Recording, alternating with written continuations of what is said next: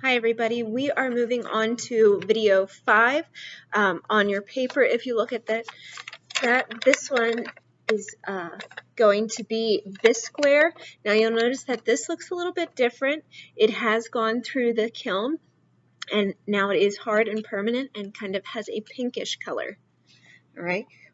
For glaze, we are going to be using high fire glazes. And the way that you can tell if it is high fire or if it is low fire is based on what the cone says. So right here on the label, this one says cone 5 or 6. This means that I'm going to fire it a second time at a higher temperature, and these are more likely to run. So that is why you need to learn how to put the right amount of glaze on there so that you don't have anything drip off of your project.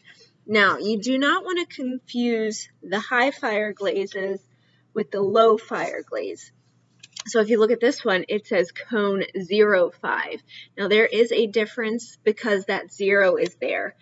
When there's a 0 in front of it, that means it's more of a low fire glaze. It's not going to get as hot. It's going to fire up to about 1,900 degrees, whereas this one is going to be in the 2,000s. So hotter. You do not want to get them mixed up because it could run more or it could really affect the color that you get. So before you start, make sure that your glaze is a cone 5 and 6. All right. Now with this one, we are going to be using a paintbrush and wax resist. Before we start anything, you are going to want to take your little square and a damp sponge, and you want to get off any of the dust that might be on there.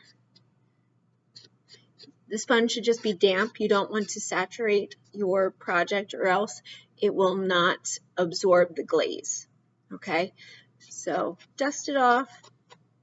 I'm going to do both of my squares right now so that they're both ready.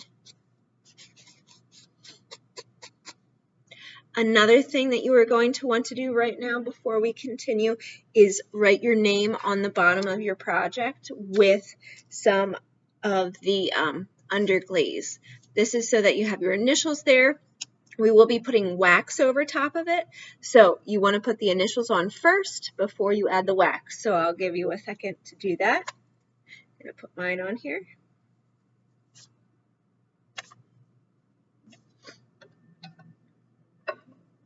All right, now once your initials are on the bottom, you are going to need to wax the bottom and the sides.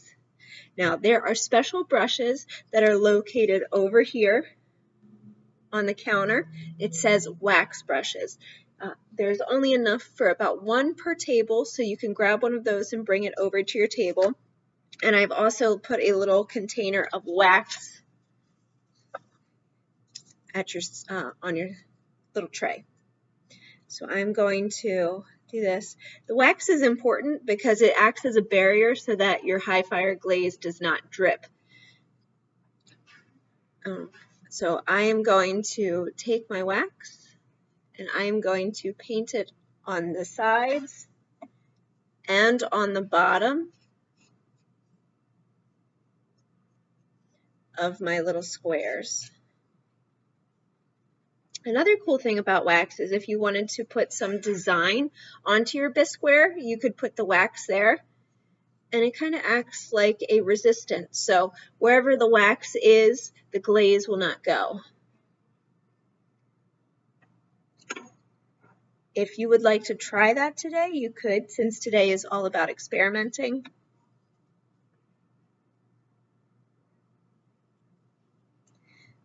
Okay.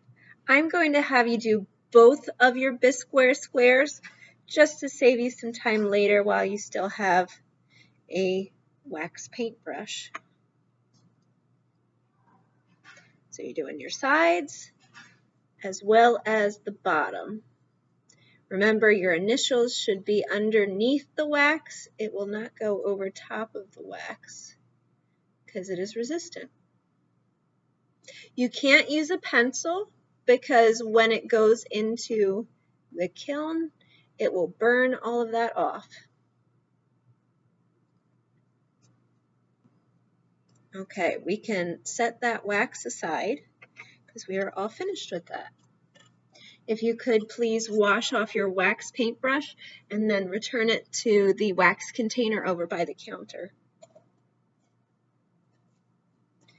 Okay, so now what we're going to be doing is using our high fire glaze. Mine is called Frosted Melon.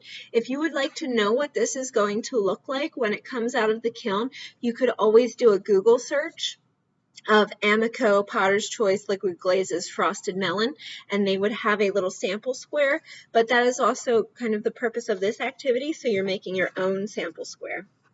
Now you're not going to want to mix this with other glazes. High fire glaze and even the low fire glaze is not like our underglaze, which you can kind of mix like a paint. This does not work like that. Make sure your glaze has all been stirred up, and then you're going to paint 3 layers. Now notice if I get anything kind of on my wax, it just kind of beads up. If you do get any glaze on there, you can just wash it right off. Do not do more than 3 layers of glaze, or else it will run. If the glaze has nowhere to go, it just runs over the side.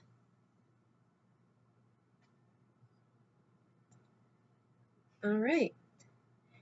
I've gone in multiple directions, and so this is Frosted Melon, and I'm excited to see what it looks like when it comes out of the kiln.